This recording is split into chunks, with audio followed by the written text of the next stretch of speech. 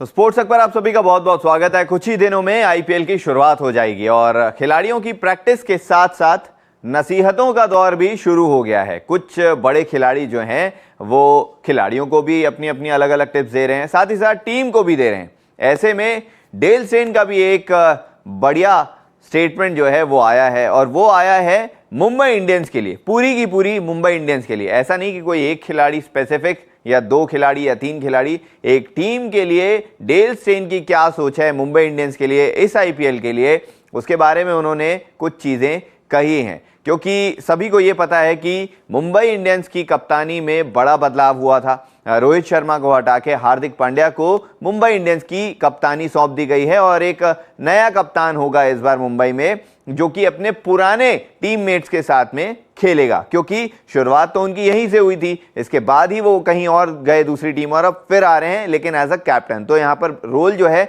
वो बड़ा होगा। अब उनसे सवाल पूछा गया था तो उन्होंने क्या कहा है फटाफट आपको दिखाते हैं।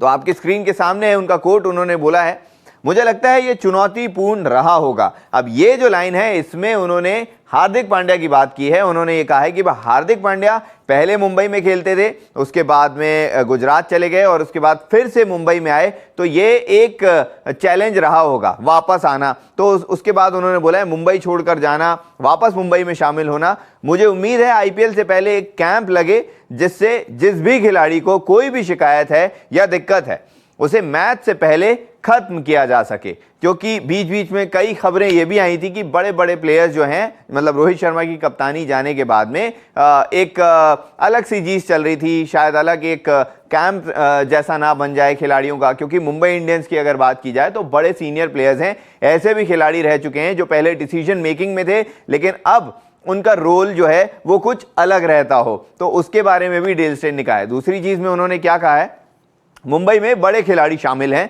जो पहले अहम फैसले लेने में शामिल रहते थे, आज वो किसी दूसरे रोल में मौजूद हैं।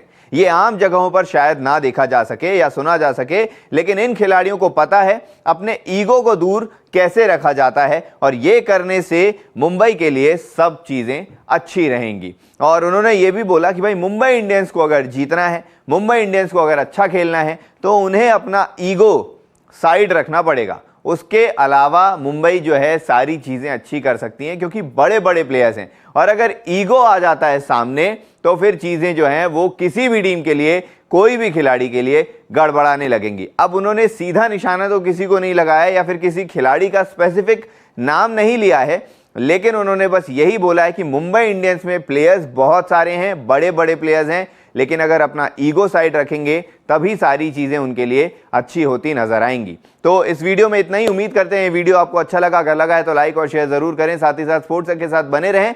आईपीएल की जितनी भी अपडेट्स हैं, जितनी भी न्यूज़ हैं, आपको स्पोर्ट्स पर फटाफट लाकर देते रहेंगे। शुक्रिया।